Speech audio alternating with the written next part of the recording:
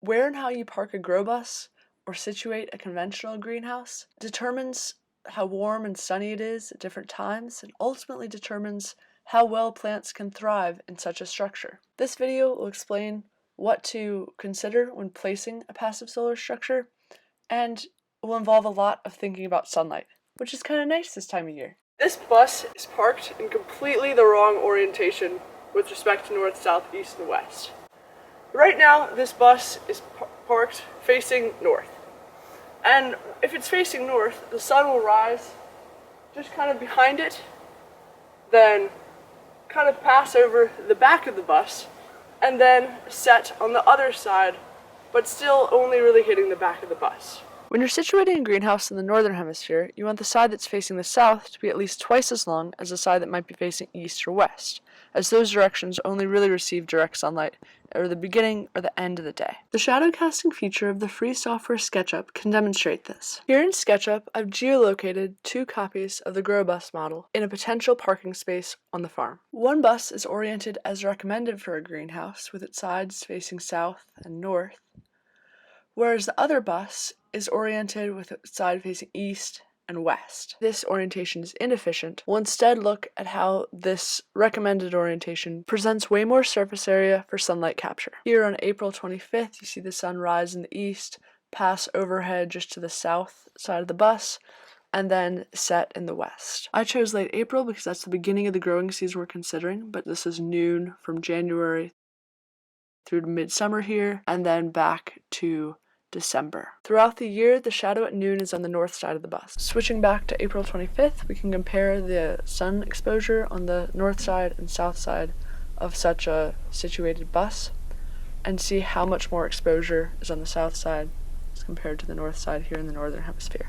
This bus is parked at 36 degrees north latitude. Online, you can generate one of these solar elevation charts, which indicates where the sun will be in the sky at your latitude on any given day of the year. The blue bell-shaped lines trace the path of the sun as it goes from east to west along the x-axis, and vertical angles over the horizon along the y-axis. The red curves indicate the time of day over the course of the months, which are concentric parabolas or bell curves, with the winter months lowest on this chart and the summer months at the top. Here inside the bus is the best place to describe how solar elevation, or the angle that the sun makes at the horizon, relates to what objects can be outside the bus shading it, or how much these sidewalls shading the interior here. Rather than modeling the entire Growbus super accurately in SketchUp, we can instead take some length and height measurements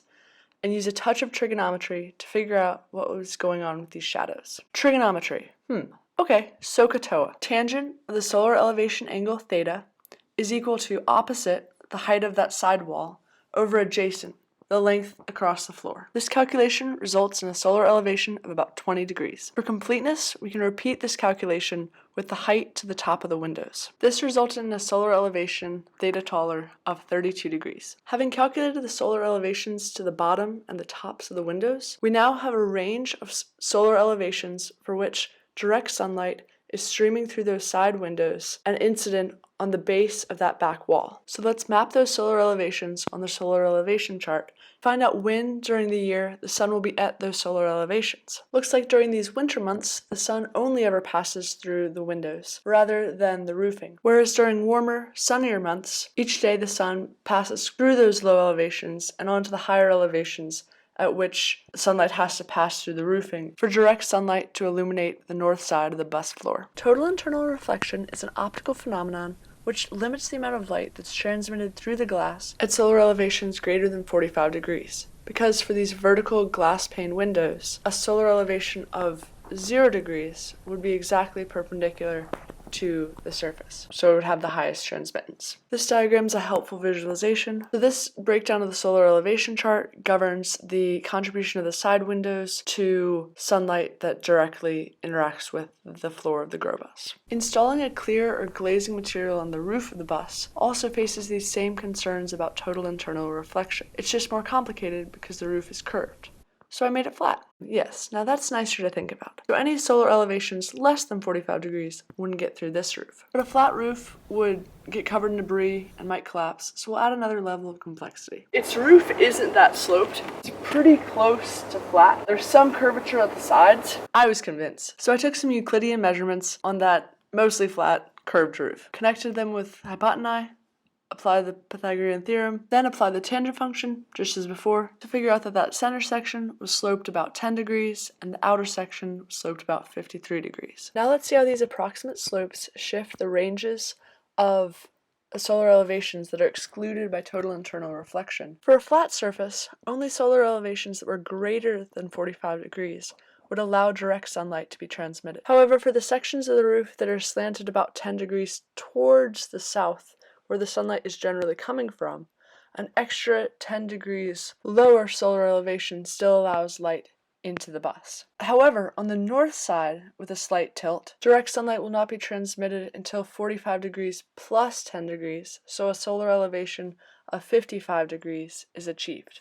These solar elevation minima, as governed by total internal reflection, are displayed here on this solar elevation chart. About 90% of the surface area of the bus's roof is included in this slightly slanted approximation. So the transmittance of the vast majority of light that is incident on the roof of the bus is governed by the limits designated on this solar elevation chart. For completeness, we'll move on to more steeply slanted sections of the roof. If you think of taking those two 45-degree off perpendicular bounds and shifting them 53 degrees towards the south or 53 degrees towards the north, this creates no bounds on the solar elevations on the south-facing side, but completely eliminates the contributions to direct sunlight exposure on the steeply sloped north-facing section of the roof. Solar panels deal with the same issues of having the incident light as close to 90 degrees on the panels as possible. Fortunately, with the bus, there's also these side windows that take a completely different angle and therefore can utilize that early morning or throughout the winter light more than a traditional solar panel. It's like having two solar panels aligned. So you'll see there's solar panels that kind of like follow the sun, or at least over the year kind of angle. During the summer months, you want the slope to be your latitude minus 10 to 15 degrees, and then in the winter, you want it to be your latitude to like 36 plus 10 to 15 degrees. So it creates more of a south-facing angle and utilizes those days like this one here on the solstice, where the sun is keeping a pretty shallow arc over the horizon. Whereas in the summer, it's not quite such a limiting factor because the sun is going to have these big sweeping arcs over the horizon, even if you're at pretty high latitudes. We're a little bit far north for it to be perfectly angled according to that heuristic. It's still worth the investment of installing a glazing material on the roof to make sure that the light gets in to the interior of the bus. So that's the plan.